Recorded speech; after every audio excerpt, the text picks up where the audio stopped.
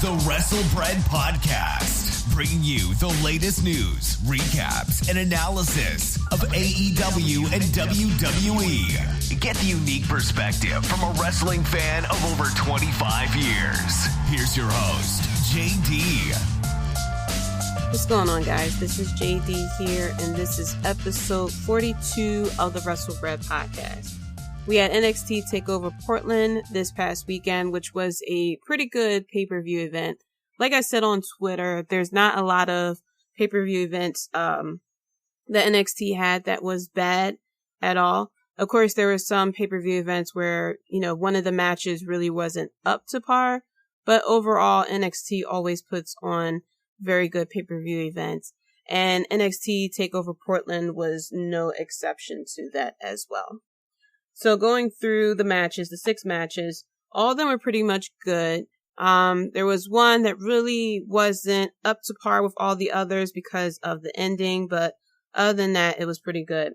Starting off, we had the pre-show, which had Sam Roberts, Charlie Caruso, I think her last name is, and Mansoor.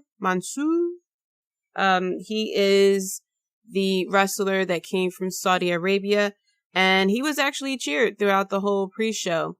He made the comment that, this is his first NXT TakeOver event, and he has to spend it on the pre-show with Sam Roberts. So that, of course, automatically gave him a bit of a pop. And, of course, every time Sam Roberts talked, Portland did their job and booed the mess out of Sam Roberts. But Mansoor was very good on the mic. He had made some pretty good points. He, of course, counteracted pretty much everything that Sam Roberts had said. But he was getting a lot of cheers, and you could tell from the way he was talking and his tone that he was very excited to be on the pre-show. And to note, as I'm recording this right now, Monday Night Raw is on, and Seth Rollins apparently is out in the ring doing a sermon because he is calling himself the Monday Night Messiah with this. I don't even know how to describe this jacket he's wearing. It's leather with a fur hood. It looks almost like, it looked douchebaggy, if I should say, with the one glove, and they're like, it kind of reminds me of back when it was Vince McMahon versus God. Like, one of those segments where, somebody is going to hell for thinking of this. And it's not going to be me, because I'm not calling him that. Monday night, whatever. He is Seth Rollins. He's a heel now, and, this type of character works very well for him to, really think highly of himself. But I find it weird that, we're no longer hearing about, the commentators saying he is the man's man. He is the boyfriend of Becky Lynch, and Becky Lynch is the girlfriend of Seth Rollins. So when Seth Rollins had turned heel, I was wondering how they were going to translate it with Becky Lynch, since, that's what they kind of always do. But going back to NXT Portland, let's go to the opening match, which is one of the, I would have to say it is the match of the night for me. And it was Keith Lee versus Dominik Dijakovic, for the NXT North American Championship. This match was so good. They always have great matches together. I don't really mind if they continue to have this feud, because every time these two get into the ring, they provide something different. With this match, we had Keith Lee, of course, doing his moonsault, Dominik Dijakovic doing a corkscrew moonsault, and then the craziest move I've seen a big guy do, and that was a springboard backflip to Keith Lee, who was sitting in a chair by the commentator's table, by the way. It wasn't like he was, it was a nice bit of distance. So for Dominik to not only have the balance to get on the top rope like he's AJ Styles, but have enough of a springboard to fly that distance and do a backflip on top of that. If there's a technical term for what he did, but I'm calling it a springboard backflip. That's pretty much what he did. And then they did a Spanish fly as well. This match was very exciting from bell to bell. I mean, these guys pulled out all the stops. Keith Lee shushing the crowd so he can do his chops, which, you know, Dominic's chest had to been on fire from that. And then Dominic turned around, did the same thing to Keith Lee. It was a very good match, I have to say. Keith Lee won the match, which I predicted. I predicted that Keith Lee would retain the title, but I wouldn't mind if Keith Lee and Dominik Dijakovic continue their feud into Mania Takeover as well.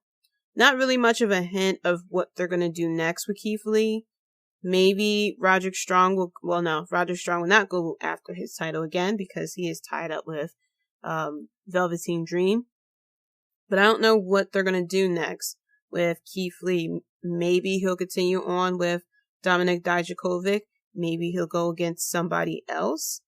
I guess not really. I don't know who will go against him. Maybe the what's his name?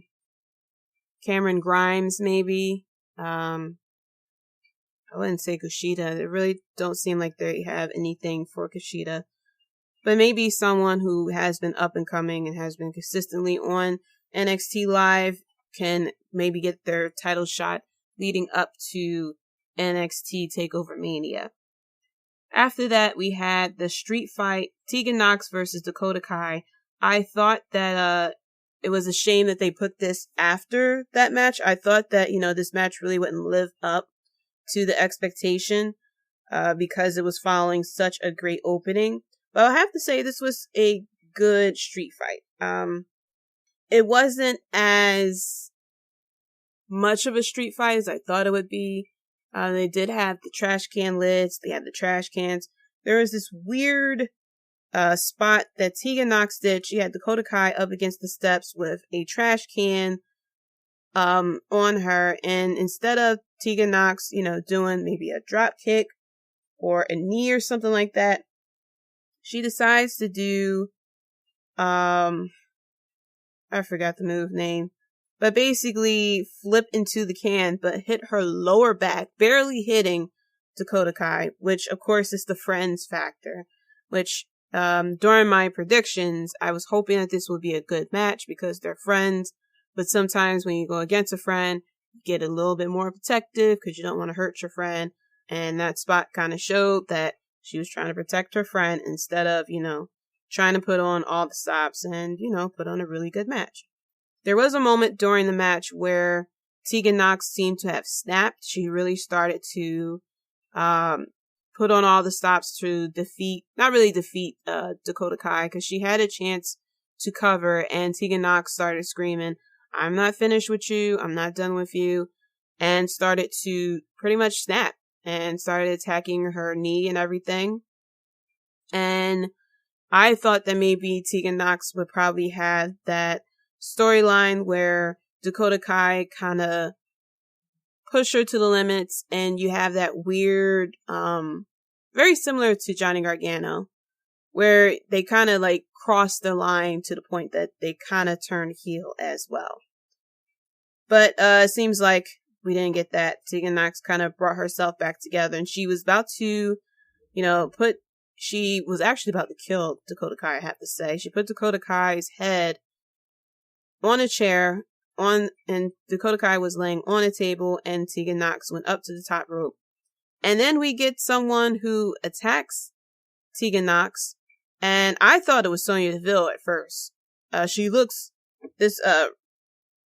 Raquel, her name was Reina Gonzalez, and I remember reading that they changed her name to Raquel. Wow, can't talk right now. Raquel Gonzalez. And I didn't know who she was at first, and I'm sitting here like, who the heck is this person? And Beth Phoenix got all hyped. Was like, oh my gosh, there's Raquel Gonzalez. And I'm like, oh gosh, are we pulling an AEW thing again where, it's like, oh my gosh, it's such and such, and we should all be hyped. Because the crowd really didn't pop for it, because the crowd didn't know what was going on, who this person was. I thought it was Sonya Deville, and I got so confused for a good 5 seconds. until Beth Phoenix explained that she was in the Mae Young Classic. And I was like, all right, well, I didn't watch the last Mae Young Classic, but I didn't realize that I don't think there was a Mae Young Classic last year. I don't think it was.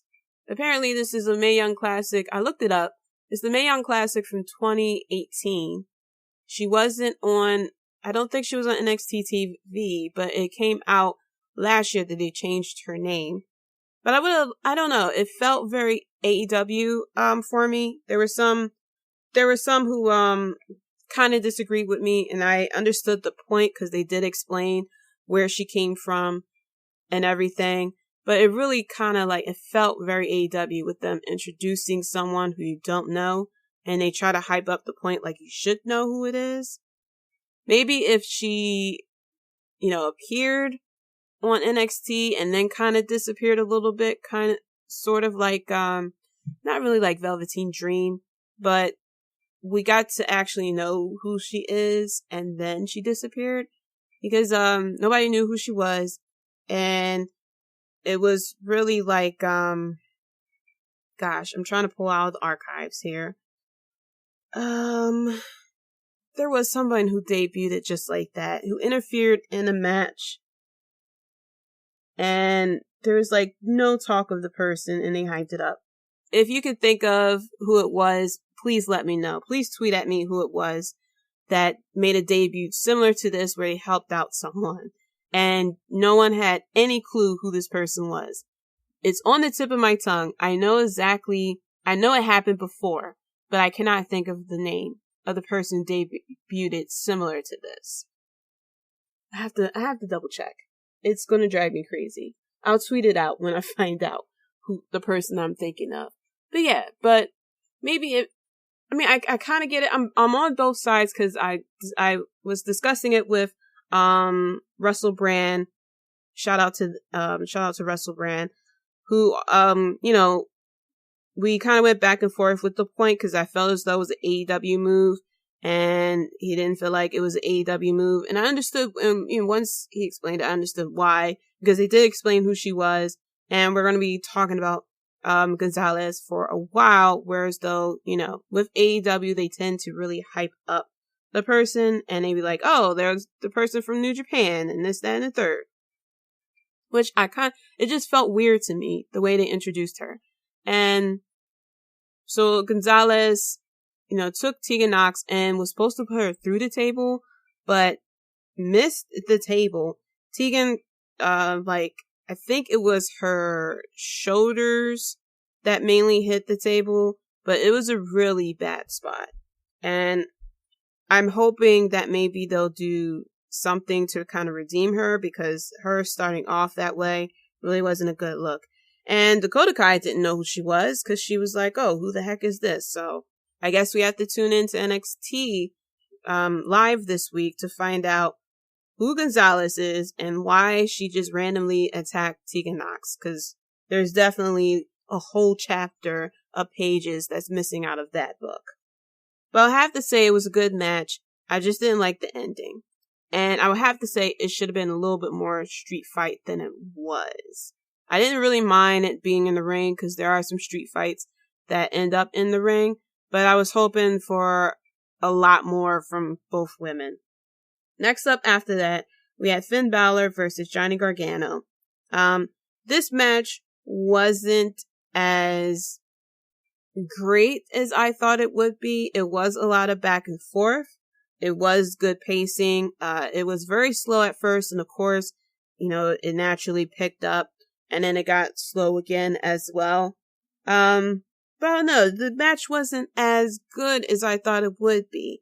We had Johnny Gargano come out in gear that resembled Carnage, so I didn't realize that it was all a foreshadow of what was coming later. I thought that this was a play against Finn Balor because, Finn Balor had the demon and everything.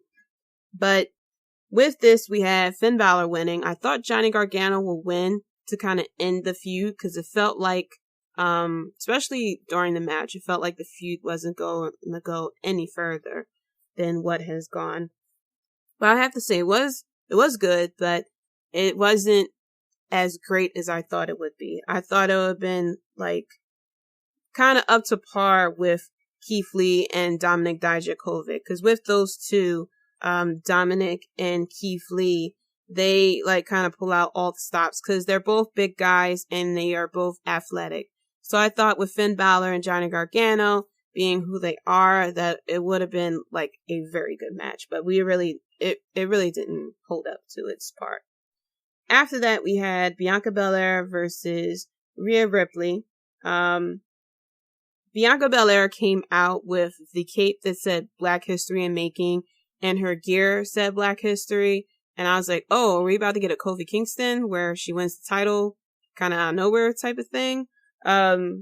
So it kind of made me question my pick because I picked Rhea Ripley to win the match. But when she came out in the gear, I was like, I really hope that she didn't wear this gear and she had the Nefertiti look and everything.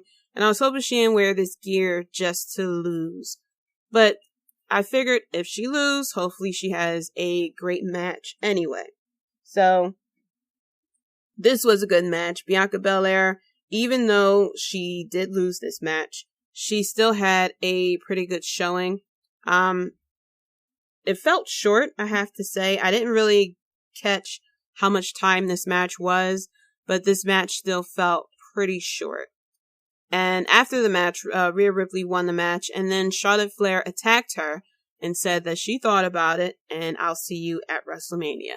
So we're going to get Rhea Ripley and Charlotte Flair at WrestleMania. A lot of people feel as though Bianca Belair may be added to it to become a triple threat match. And as much as I don't really care for triple threat matches, I feel like that's the path that they may go. If they're going to add Bianca Belair to the match, hopefully she's not added just to take the fall. Like, it's okay for Rhea Ripley to win and for Charlotte Flair to get pinned. It is okay. It's not really okay for Charlotte Flair to win and pin Rhea Ripley. But I'm hoping that Bianca Belair gets added to this match, that she actually wins the title. I think that she definitely deserves a title win because she has been working her butt off for so long. I remember when she first started, I wasn't really 100% on her because I felt as though there was something missing, but she definitely has laid it all out in the ring. And I feel like hopefully she will get her title shot and her title reign later on down the line. Now they could turn around and I guess try to build up Bianca Belair so that we would get another Kofi Kingston type situation where the crowd is behind her so much that they want her to win the title. It's kind of weird because Rhea Ripley just won this title. We have Charlotte Flair, who is Charlotte Flair, and I don't know what they're going to do with this. I think Rhea Ripley versus Charlotte Flair would be a good matchup, but I'm hoping that this is so Rhea Ripley kind of goes over versus Charlotte Flair adding another notch to her long list on her resume. So after that, we had the Undisputed Era versus the Broserweights. And the Broserweights came out in their golf cart, as you saw in the vignettes leading up to how they got to Portland. They had the Dusty Tag Team Classic trophy in the back, and they had a shirt, and maybe I missed something. I haven't really been 100% on NXT this past little bit, but there was this riddle that they kept saying, how many fish could Bobby Fish fry if Bobby Fish could fry fish? And it turned into a shirt and everything. And I'm hearing that maybe it was a Portland thing and not like this whole thing that they did with the Undisputed Era, unless I missed it. But I was kind of lost because I'm pretty sure that I have to say, seeing as though they were in Portland, Oregon, that Matt Riddle may have had some extracurricular activities because they kept saying this line over and over and over again. And then they had a sing-along thing going across the screen, but instead of a bouncy ball, they had a bouncy fish, but the bouncy fish couldn't keep up with what they were saying. So the bouncy fish was like maybe 3 words behind what they were saying. but they kept saying it over and over again about how many fish could Bobby Fish fry if Bobby Fish could fry fish. And Bobby Fish, first off, with the gray, overnight, I thought he forgot his, Just for Men, he forgot to cover up his gray, because I felt like on NXT Live, he didn't have the gray, and then boom, a few days later, he had the gray. It was a lot of women swooning over him on TV. I thought he looked cool with it. He looked like one of those, like, I don't know how old he is. I heard that he was like in his late 40s possibly. But yeah, looking like Pops out there in the ring, holding up with the young guys. I was about to say Young Bucks, but wrong promotion. Kicking it out there with the young guys, with his, gray and everything, his salt and pepper going on. But yeah, I didn't, I don't know, if that segment of the Bobby Fish riddle kind of went on for a little bit too long. That's why I felt like maybe Matt Riddle had a few extracurricular activities. He forgot how many times he should say it and then just let it be. But they cut that little, Undisputed Era cut that segment by going out and attacking them. And then we had the match. And Matt Riddle was pretty good in this match. He had a sequence of offense that he had where he was just going back and forth, very similar to Cesaro, I have to say. And then we had, of course, the Undisputed Era put up a good front, put up a good match, but the Broserweights won the title. And I'm sure there are people out there that are a little frustrated that this is a makeshift team that has defeated a team that has been together for so many years. And that's kind of the issue that I have whenever they do the Dusty Rhodes Tag Team Classic. That you have these makeshift teams that come together for this tournament, and they're beating these teams that have been together for a very, very long time. Now, I knew that the Broserweights were going to win, especially once they started doing these vignettes of how they're going to get to Portland. And it was pretty much like this buddy cop situation that they had going on. I said it kind of reminds me of the Rock and Sock Connection, where you have, Matt Riddle, pretty much similar to Mick Foley, and then you have the serious Pete Dunne. Matt Riddle is the joke person, and whereas though, Pete Dunne was very serious and everything. So of course it kind of plays off of each other. But I felt that they were going to put the titles on them. Now, like I said, I'm not the biggest fan of makeshift tag teams. I like it when they work together, they work together. But for them to kind of come together in a bit of a short period of time and defeat one of the best tag teams the NXT have today, I don't know, kind of didn't make much sense to me. It kind of don't make sense to me on paper, but with these vignettes and on them winning the Cruiserweight Tag Team Classic, and the fact that they're two of the most popular wrestlers, not the most popular, I should take that back. They're not the most popular, but Matt Riddle and Pete Dunne are pretty popular, I have to say. The fact that you have them together, it makes sense that they would win the title. And I'm hoping that this will continue the feud between them and Undisputed Era. It's a shame that Undisputed Era is losing all their gold so far. But I'm hoping that there's more vignettes to come out of it. Because I have to say, I do like the vignettes. They are pretty funny of how they got to Portland. And I'm sure with the reaction that the vignettes received so far that they're going to continue.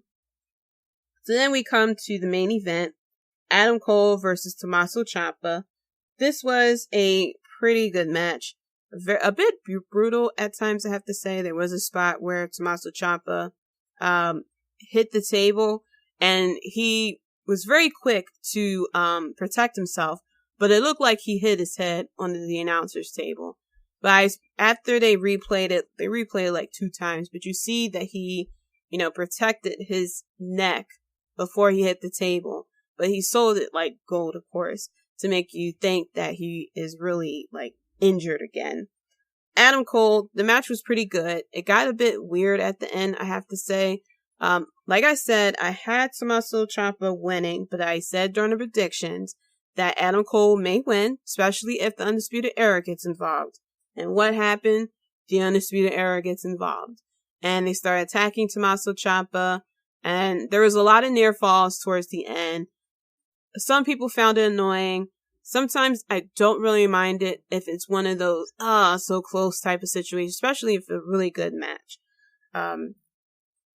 But with this, the Undisputed Era just kept attacking Tommaso Ciampa, almost had it, and then Johnny Gargano was down there, and you see the title in the ring. Tommaso Ciampa was about to reach for it so he can get the win, because Undisputed Era had the referee distracted, and you see Johnny Gargano grabs the title. And this was a bit of a weird interaction with me, because it took a while. Like, you knew what was about to happen. It was very obvious what was about to happen. But it felt like it was either miscommunication or mistiming or something like that. But Johnny Gargano grabbed the title and he held it, and he goes to hit Tommaso Ciampa in the head. He kind of hesitate because Tommaso Ciampa wasn't in position. You see Ciampa kind of lean out a little further, and then Johnny Gargano hits Tommaso Ciampa in the head. Adam Cole goes for the cover. I think he wins right after this. I think it was a win directly after the hit. But Adam Cole wins the match, retains his championship. And now we're going to have Tommaso Ciampa versus Johnny Gargano. And I was seeing on Twitter that people were a bit upset about this. And I was like, well, we kind of didn't get a conclusion to this matchup because Tommaso Ciampa got injured, had to give up his title. And that's when it was Adam Cole versus Johnny Gargano, if I remember correctly, for the title. And that's how Cole won the title in the first place. So we have to get some type of closure with this, because when Ciampa was injured, you see he kind of changed up because they did a lot of documentary series on him about his injury and his family and everything. And he started to support Johnny Gargano to kind of let things go under the rug. But we never really got a conclusion to their feud. So it makes sense that we're, getting this again. I'm sure Johnny Gargano's point probably would be that he never forgot that Tommaso turned on him, and probably jumped the gun to turn on Tommaso before Tommaso turns on him again. And the only way that he can hurt him is by taking away his chance at Goldie. Now, as far as Adam Cole is now the remaining Undisputed Era member who still has a championship. I saw on Twitter, someone predicted that the Undisputed Era is going to turn on Adam Cole. I highly doubted it. Undisputed Era really works well. And so I really feel like it doesn't make any type of sense for them to break them up yet. Now, who goes after the title next for Adam Cole? Maybe it will be Finn Balor. No, it won't be Matt Riddle, because Matt Riddle is now the tag team champion. So he's going to continue that feud with Bobby Fish and Kyle O'Reilly. Kyle, first of all, is a national treasure and must be protected. His selling to Matt Riddle and Pete Dunne was so good, I have to say. Interested to see who goes next after Adam Cole's title. We still have Killer Kross, who has been signed to NXT. Don't know where he's going to end up. If, they're going to put him up possibly against Finn Balor. Maybe he starts in a different feud. Maybe with Keith Lee, Dominik Dijakovic. We have Roderick Strong versus Velveteen Dream right now. And all that's left is Adam Cole. What I really don't want is for Killer Kross to come in and immediately get some type of title shot. I highly doubt they're going to do that, because not a lot of people know who Killer Kross is. I think they're just going to have him feud with someone who is popular, but may not be that close to a title shot. Who knows when he's going to debut, or how they're going to debut him, I have to say. But I have to say, overall, this was a very good pay-per-view event. This was a very good takeover, I have to say. So looking back, first off, Raw is still going on. But looking back at what happened at Smackdown, I don't know what's going on with the decision making at Smackdown, but some of the things they're doing now just doesn't make sense. First of all, King Corbin was supposed to be suspended, but he got a ticket to come and see Roman Reigns versus his mystery partner, who actually was Daniel Bryan. That part don't make any sense. He lost to The Fiend, and it seems like he was willing to, go against The Fiend again. It felt like they kind of left things in the air because Daniel Bryan had mentioned that Brie Bella mentioned that he kind of puts his all into wrestling, or he can't let go of wrestling, and he kind of agrees with her. So I'm like, okay, he's going to start going a bit crazy because he is so into trying to get this title from The Fiend and, defeat The Fiend that he will keep on going. So it didn't make any sense to me that he suddenly becomes Roman Reigns' partner and was like, forget about The Fiend. I'll go against The Miz and John Morrison. That didn't make any sense. King Corbin having a ticket, and then instead of sitting in a regular seat as a fan, they got him a chair very similar to the commentators. I noticed that. And then he hops the barricade and attacks Roman Reigns. No security guards stopped him there was no security guards to stop him. There was no arresting segment because he is suspended. And then afterwards, after he beat up Roman Reigns, they played his music. And then he went into the back. And I was like, sorry, did we forget that he is suspended? Why is his music queued up if he is suspended?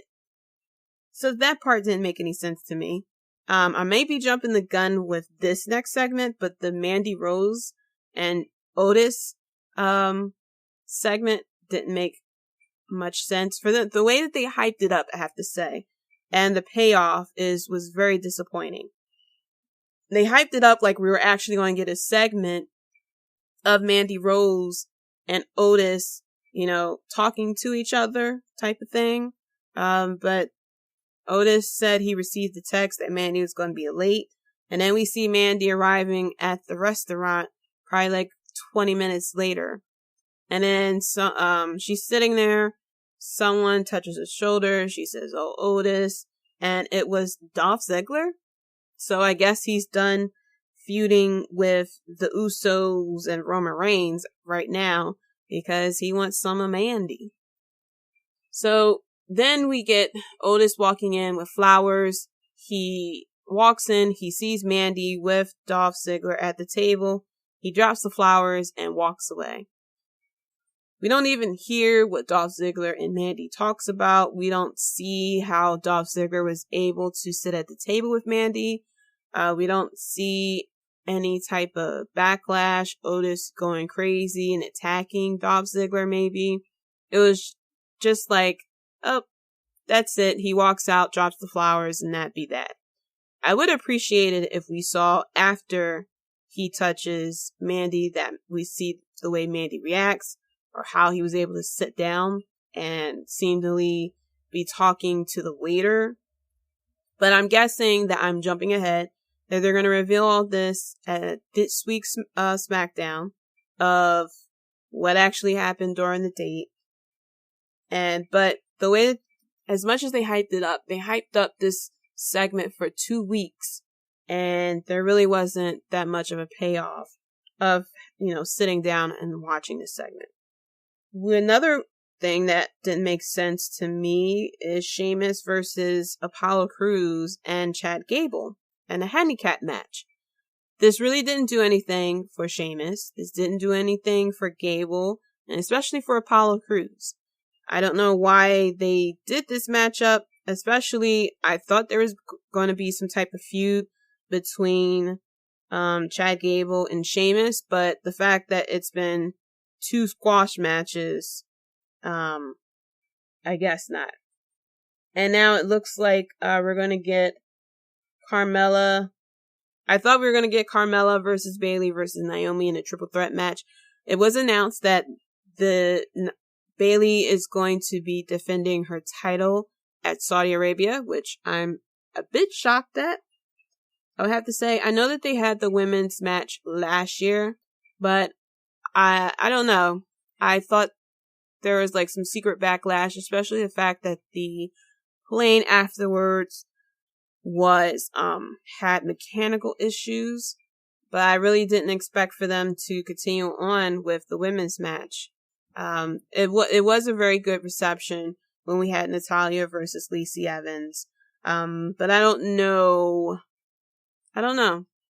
I guess I'll retain my opinion on it until after the matchup of how it's going to turn out. But they're gonna have the matchup this week of Carmella versus Naomi. The winner will go up against Bayley for the title. The winner will go against Bayley at Saudi Arabia at Super Showdown. We also got we also had Hulk Hogan, who was apparently from his house. And apparently there's a section of his house that displays NWO gear with a yellow backdrop, like a store. Whatever. I'm not really the biggest fan, I have to say, of Hulk Hogan, so him appearing on TV really does nothing for me. And when I say I wasn't really that big of a fan of his, I had watched WrestleMania 9, God bless me, and there was the matchup of Bret Hart versus Yokozuna, and Bret Hart lost, but then comes out Hulk Hogan, and suddenly apparently gets like an immediate title shot, and then wins the title. And I remember sitting there thinking, like, if I was Bret Hart, I would be very pissed off right now that Hulk Hogan immediately gets a title shot and then immediately wins. Yeah, but I wasn't really a big Hulk Hogan fan. I don't know. He felt very Superman to me, and I'm not a big fan of Superman either, obviously, because I'm a big Batman fan. I felt as though, like, no one's that perfect. That's probably why I'm not a big John Cena fan either. I see a trend that's happening with me as far as my favorite wrestlers and non-favorite wrestlers. But yeah, I felt as though that he was too perfect, that, say your prayers and eat your vitamins and stuff, but it's like, come on, man. Like, come on. Everybody has a dark side. So, I wasn't really a big fan of his growing up. So, seeing him on the TV, I know a lot of people popped and all that stuff. I really didn't pop for him. But I have to say, the NWO Firefly Funhouse was pretty funny. Bray Wyatt pretty much telling him, if you have a problem with me, there's always room for more people pretty much on the wall. And, saying that the Fiend will attack Hulk Hogan. Then Hulk Hogan bitched out. He was like, you know what, Michael Cole, I'm done with this. I'll see you in Tampa. I was sitting there like, whoa, where's the NWO Hulk Hogan? Where's the say your prayers and eat your vitamins Hulk Hogan? Who's willing to stand up for he's a real American, fighting for the rights of every man. Stand up and, stand up for yourself type of thing, but, I guess not. I guess we're not doing that this time, because I don't know. But I thought it was a funny segment nevertheless. That was the end of my rant for Hulk Hogan. But yeah, but Smackdown really hasn't been that good lately. I don't know what it is, but I don't feel like an adult watching it sometimes, if that makes sense. Like, some of the segments, really don't make much sense to me. I'm probably mainly because of the whole dog food thing. It really does nobody any help with dog food stuff. The dog food stuff really belongs something that you would see on Raw, especially after the Uzi Hot segment. The dog food segment kind of goes right in there. But I'm guessing that we're kind of switching things up. That they're trying to make Raw the A show, quote unquote, and SmackDown the B show, even though Fox is the one who's paying a lot of money for SmackDown. The next up, we have, my goodness, my next episode will be next week, where I'm going to also give a prediction for Super Showdown. And then, of course, I will try to probably put out an episode Friday because we have AEW Revolution coming out on Saturday. So it's going to be a very interesting week for me, I have to say. Super Showdown normally comes out 2:00 here on the East Coast. So we all have to catch it when we get home from work and whatnot, what have you. Hopefully there's no issues with any planes or anything for the wrestlers so that, wrestlers who work at SmackDown be able to get to SmackDown. But I'm sure there's going to be a lot of jet lag. We're going to have John Cena appearing that Friday after Super Showdown. And we have Goldberg appearing live, or I'm hearing it's either live in the ring or via satellite or something like that, this Friday at SmackDown. And there's a lot going on with AEW as well. So next week will be a recap of everything that happened this week and a prediction show as well. So that's it for the Wrestlebread podcast. Thank you so much for listening. Be sure to follow me on Twitter at Jaydee Talks. That's JAYDEE Talks. Follow the podcast at Wrestlebread as well. Let me know your thoughts of the NXT Takeover. I was about to say AEW. NXT Takeover Portland and what's going on with Smackdown so far. It's not really the best thing that's happening since sliced bread. And also, a side note, I've been watching This Is Ruthless Regression series, and they're really kind of rewriting a little bit of history here. They mentioned that the reason why they changed WWF to WWE is to rebrand themselves, and basically they were upset at the whole Stone Cold and The Rock situation that they decided to say, get the F out and, kind of change it to WWE Wrestling, World Wrestling Entertainment. And I'm like, dude, you had to change your name because you lost to the World Wildlife Fund, whose initials are WWF, which was established before WWF came about. And you guys lost the lawsuit, and so you were forced to change your name. But, whatever. The next episode is supposed to be about John Cena, that is actually out, but they're going to also air it after Raw on the WWE Network. So, very interesting how, they tend to rewrite things just like, the man who shall not be named. He's not nowhere. I think he's still not on any place on WWE.com. I might be wrong. They renamed him to Vacant. But yeah, that was my bit of a rant about WWE once again rewriting history. So, until next time, guys, peace. Thanks for listening. If you enjoyed the show, be sure to subscribe and leave a review. Check us out at Wrestlebread.com and subscribe to Wrestlebread on YouTube for more breaking news and JD's opinions.